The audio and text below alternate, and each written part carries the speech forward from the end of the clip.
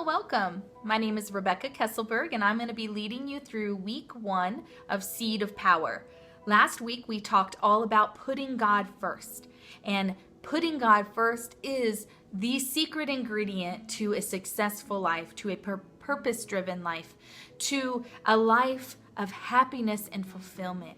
So we do not want to skip over this. I know it was a lot of basic stuff that maybe a lot of you have heard, but there are so many principles here that we need to grasp onto. One of the first principles is that we have to put God as a priority. The problem is we are not letting God be number one in our life because we have become the gods of our own life. We are controlling our life, and we think we're controlling it. Actually, when we're not allowing God to control our life, we're allowing the enemy to control us, and we're actually slaves. But we think that we're controlling our lives, and we aren't letting God in, and we maybe are giving him a little bit of time on Sunday, maybe a little time on Wednesday, maybe some of you have a Bible study that you're doing. But what we need to do is we need to put God into our daily life, even to the point where we're minute to minute with God, as far as allowing him to rule our life and our decisions, where we're consulting him silently as we make decisions throughout the day, as we are going about life. We are allowing him to be right here with us at all times, and we are not leaving him separate on Sunday or on Wednesday or during the times that we're being spiritual. We want to be spiritual beings all the time. That is what makes the difference between being a lukewarm person and being full on fire with a full measure of God. So this is one of the big things that we need to start doing, and that starts with making a quiet time with God a priority in your life. And I know that feels overwhelming, because when we're not doing something to think about putting a new habit into our life, it's challenging. But the fact is, if it's important to us, we will do it. And we have to make God a priority. We must, because he is the foundation that everything else rests. If we don't have strong roots, then our tree is never going to be healthy. It's never going to grow. We're never going to be strong. We're never going to be able to do anything big. We're certainly never going to be able to impact the lives of other people positively if we aren't connecting to God properly. It doesn't have to be an hour-long time. Start out with even 5 minutes. Set your alarm 5 minutes early and do a little verse and really reflect on it and pray, or then move up to 15 minutes, and eventually you may want more. But at a minimum, 15 minutes a day is something that you should be doing, and then you should be praying as well. In addition to that, which we can pray in the shower, and there's a lot of things that on the way to work, before you go to sleep at night. So there's lots of ways that we can sneak all of that in there. But the most important thing is we need to start looking at our life on a daily basis. And there's a few things that we're doing on a daily basis that you may not realize how it's sabotaging your relationship with God, and it's keeping you lukewarm, and it's keeping you from growing, and it's stunting your growth. So a couple of those things are our self-centeredness. Not only are we making ourselves God of our life, but we're also coming from a place of lack. So we feel that we lack the time to be with God. We're going to take care of that one for sure. But what about our time for serving or doing something for other people? Because we are created to serve other people. We weren't created just to be lavishly like a princess, or, to live like all about us. God created us to serve one another. So thinking about, yes, your time poor, you're busy, but what could you start to do where you are giving back? I have to tell you, I did not start really growing until I began to serve. Once I was serving, and I wasn't serving to get kudos, and I wasn't serving because I wanted something out of it myself. It was about trying to just give. What could I give? God, what could I give to these kids? I ended up at the youth group, and God told me, you will hear that calling if you just will listen, and you'll know where you're supposed to be. And you might try out some things, and if you're not feeling like you're able to give of your heart in those areas, then just keep changing and trying to find something. So I really encourage you to start giving of your time in some way back to other people. It doesn't necessarily even have to be in the church, just in some way, making sure that you're giving to other people.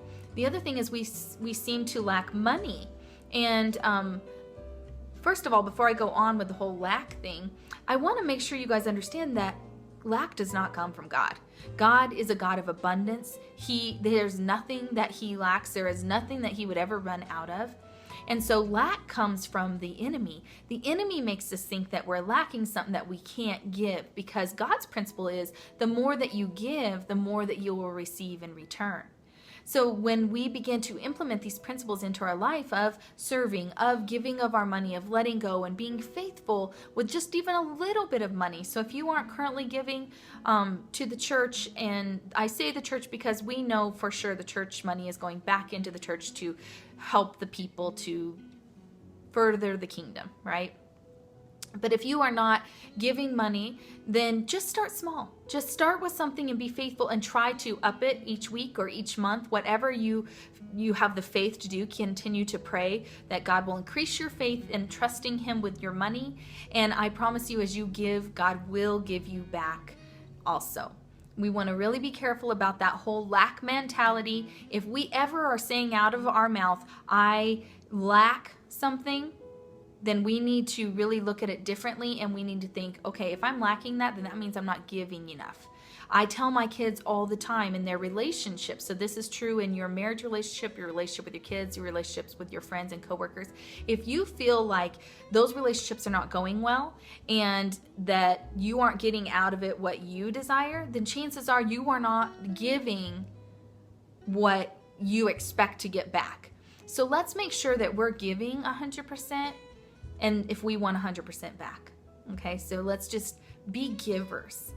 So that's one way that we can really overcome that self-centered nature and stop thinking all about me. Go and give to other people, and you will receive back what you need, and you will be fulfilled in that way. Another huge area that I find that people aren't aware of is association. Now, association is the contamination of this world that we are exposed to. So we're contaminated by our sinful nature and our self-centeredness, but the world contaminates us with what we're exposed to in the people around us and the things that we experience throughout the day. So on a daily basis, there's some things that we could make some changes to so that we can dilute that contamination, and we can try to, of course, first put more of God in. So first and foremost, I want to encourage you to have praise music on whenever you can. In the car, switch the radio to praise music as often as you possibly can. It will encourage your soul throughout the day. If you can have it in your ear, it will encourage you. Have it on. The other thing is really pay attention to the people that you're hanging out with. And I'm not saying like, oh, if they're not Christians, if they're not good people, don't ever be with them. But you just want to be aware of the amount of time that you are being contaminated by that situation. So for instance, at lunch, either at school or at work, are you spending time with a group of people that maybe are just very of the world, and they are not certainly doing anything good for you spiritually during that time? Well, what if you started, maybe not every day, but some of the days, started going and making that a quiet time for you, listening to praise music, relaxing, talking to God, listening to God, reading the Bible, reading a devotional, a spiritual-based book, something like that, instead of exposing yourself to all of that contamination. And so little changes like that can make a huge difference in our day. Another thing that is really big that I don't think people really realize is the television. And I, over the years, have stopped watching TV.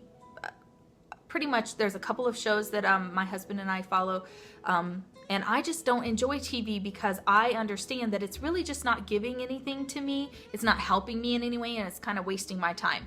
But I'm not trying to say like, oh, you need to get rid of TV now. But I want you just to be aware and think about your brain does not know the difference between pretend, what's on the TV, and reality. So it receives that information the same. And so that means that the association of the programs that you're watching are affecting you, whether you realize it or not.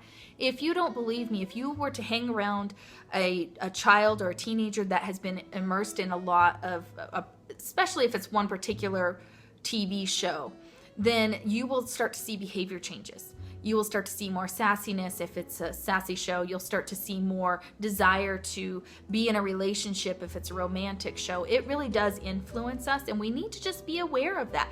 think to yourself as you're watching something, is this influencing me positively? Is this something that I need in my life that is maybe damaging me? Because there's sometimes that certain people aren't going to be as damaged by certain things as others. So you get to make that decision for yourself, and we have choices and we get to make them. And certainly God never says don't watch TV, don't ever enjoy yourself. It's just that you need to be aware about the way that the enemy is working on you constantly to contaminate you, and you need to start filtering it out yourself. So I believe I talked in the study about like pulling the weeds. So make sure that you're pulling out the weeds and maintaining your soil on a daily basis so that you don't get totally off track. And if you handle it on a daily basis and put God in your life on a daily basis, you put as much in to connect to God as possible, as well as try to eliminate as much as possible, then you're going to be setting yourself up for massive growth. It's almost like making your soil, like adding all kinds of nutrients to it, and really being good about pulling out those weeds and getting all the contaminants out. So it is going to make a huge difference for you. I hope that you can take that to heart and start looking at your day-to-day life and start making small adjustments here and there and committing to that. Now, next week, we are going to be talking about your personality. We're going to start getting you really strong and in love with who you are and who God created you to be, because this is what's going to help you to get on purpose. And this is very exciting stuff, and I'm so excited to share it with you. So make sure that if you got a little behind, just catch up, just do a little 2-hour thing and get caught up, and make sure you try to receive all of it. Stay in prayer and dedicate yourself to getting your stuff done next week, and set a schedule for it. I really recommend doing it on a daily basis so you can really ingest it daily. Again, getting you in that great habit. But if you do have to do a binge, it's okay. I understand. I tend to be a binger. I'll admit it. But what I want you to do is just commit that you will get it done by next week. Not for me, but for you. Because you need this to grow, and I just want you to have everything. I don't want you to miss anything. So thanks so much for taking the time to listen. I look so forward to meeting with you next week and just watching you transform and grow. Bye.